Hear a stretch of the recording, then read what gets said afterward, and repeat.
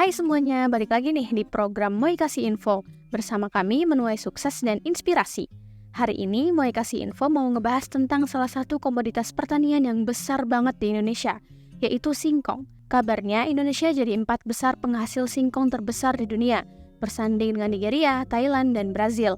Sedangkan di Indonesia sendiri, Lampung adalah daerah paling banyak menghasilkan singkong, diikuti dengan Jawa Tengah, Jawa Timur, dan daerah istimewa Yogyakarta. Di Indonesia, singkong bisa menjadi bahan makanan pokok hingga camilan lezat yang beragam. Di Jawa Tengah khususnya, kita akan sering menjumpai camilan unik berbahan dasar singkong yang dijual di pasaran.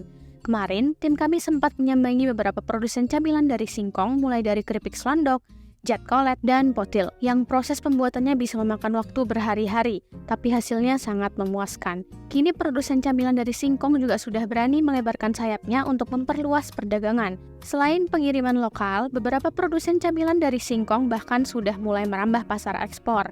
Bayangin aja, camilan tradisional kita yang kaya akan rasa dan tekstur unik ini bisa dinikmati oleh orang-orang di berbagai belahan dunia. Ini membuktikan bahwa produk olahan singkong memiliki potensi yang sangat besar untuk bersaing di pasar internasional. Namun, di balik kesuksesan ini, tentu saja banyak tantangan yang harus dihadapi para pelaku usaha. Salah satunya adalah menjaga kualitas dan konsistensi rasa produk. Selain itu, mereka juga harus terus berinovasi untuk menciptakan produk baru yang menarik minat konsumen. Nah, bicara soal inovasi, tahukah kamu bahwa singkong juga bisa diolah menjadi produk-produk modern dan berkelanjutan seperti gula cair sehat, tepung singkong bebas gluten, atau bahkan plastik ramah lingkungan?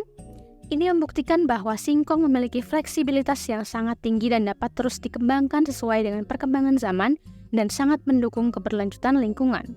Dikutip dari laman berita Politeknik Negeri Ujung Pandang atau PNUP, tim program kemitraan masyarakat yang terdiri dari beberapa dosen teknik kimia memanfaatkan pati dari kulit singkong dan mengolahnya menjadi gula cair yang cocok untuk penderita diabetes karena memiliki kadar glukosa yang rendah.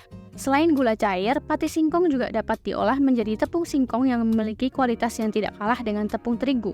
Tepung singkong dapat digunakan untuk membuat berbagai macam produk makanan, mulai dari roti, mie, hingga kue. Bahkan ada beberapa produsen yang telah berhasil menciptakan produk makanan sehat berbahan dasar tepung singkong yang bebas gluten, jadi sangat aman untuk pencernaan. Singkong juga dapat dimanfaatkan untuk membuat produk yang ramah lingkungan.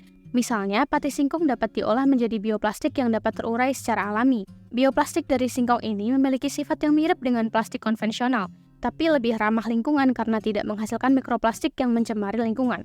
Penggunaan bioplastik dari singkong dapat mengurangi penggunaan plastik sekali pakai yang sulit terurai dan menjadi ancaman bagi ekosistem.